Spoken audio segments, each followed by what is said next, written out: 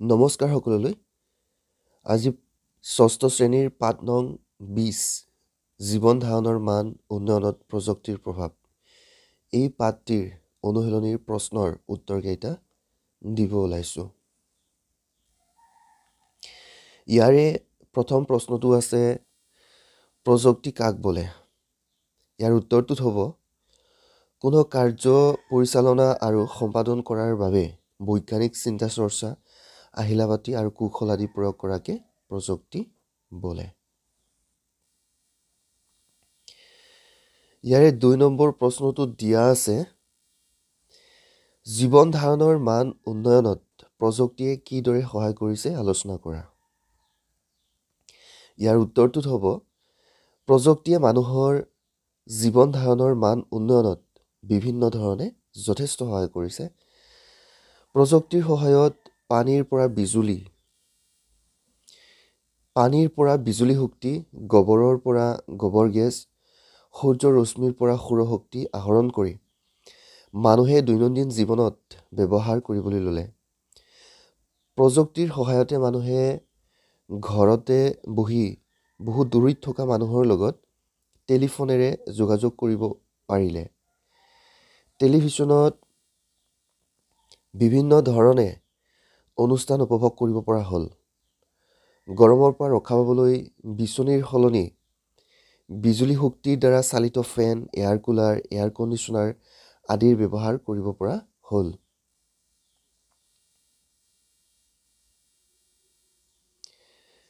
ৰন্ধন কাৰ্যত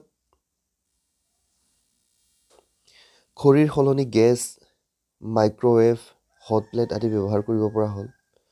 মুঠৰ ওপৰত প্ৰযুক্তিৰ ব্যৱহাৰে আধুনিক সভ্যতা সংস্কৃতিক নতুন অৱস্থানত উপনীত কৰাইছে। ইয়াৰ লগে লগে মানুহৰ জীৱন ধাৰণৰ সামগ্ৰিক মানো উন্নত হৈছে। 3 নম্বৰ প্ৰশ্নটোত আছে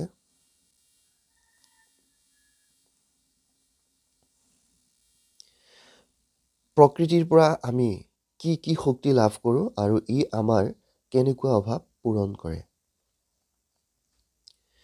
ইয়াৰ উত্তৰটো হ'ব প্ৰকৃতিৰ পৰা আমি পোৱা শক্তিবোৰ হৈছে বিজুলী শক্তি, সৌৰশক্তি, গোবৰ গেছ, ৰন্ধন গেছ, খনিজ তেল আদি।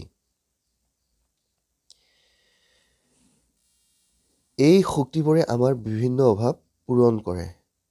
কেনেকুৱা ধৰণৰ অভাৱ পূৰণ কৰে ইয়াত দিয়া আছে। ইয়াতে বৈদ্যুতিক বাল্ব জ্বলাবৰ বাবে, বৈদ্যুতিক ফেন চলাবৰ বাবে আৰু বিভিন্ন ধৰণৰ মেচিন চলাবৰ বাবে বিজুলী শক্তি আৰু সৌৰশক্তি ব্যৱহাৰ কৰা হয়।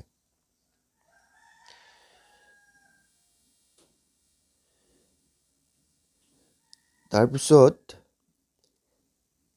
আমাৰ দৈনন্দিন ৰন্ধন কাৰ্যত গোবৰ গেছ আৰু ৰন্ধন গেছ ব্যৱহাৰ কৰা হয়। বিভিন্ন ধৰণৰ যান বাহন, গধুৰ মেচিন আদি চলাবৰ বাবে খনিজ তেল ব্যৱহাৰ কৰা হয়। তাৰপিছত 4 নম্বৰ প্ৰশ্নটোত আছে খালী ঠাই পূৰ কৰা। ইয়াৰে ক নম্বৰত আছে মানুহৰ অভাৱ দেশ। ইয়াৰ খালী ঠাইত হ'ব অসীম বা অন্তহীন। মানুহৰ অভাৱ অসীম বা অন্তহীন।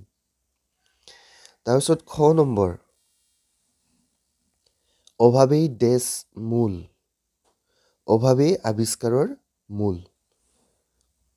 তাৰপিছত গ নম্বৰ আধুনিক শিক্ষাৰ প্ৰসাৰৰ লগে লগে মানুহে দেশ চিন্তা চৰ্চা কৰিবলৈ ধৰিলে। ইয়াতে হ'ব বিজ্ঞানসন্মতভাৱে চিন্তা চৰ্চা কৰিবলৈ ধৰিলে। তাৰপিছত আছে ঘ নম্বৰত আছে ৰেল, মটৰ, উৰাজাহাজৰ আৱিষ্কাৰৰ ফলত দেশ সুচল আৰু খৰতকীয়া হৈছে। যাতায়ত। ইয়াৰ খালী ঠাইত হ'ব যাতায়ত। যাতায়ত সুচল আৰু খৰতকীয়া হৈছে। আজিৰ ভিডিঅ'টিত এইখিনিয়ে আছিলে। সামৰিছোঁ। সকলোলৈ নমস্কাৰ।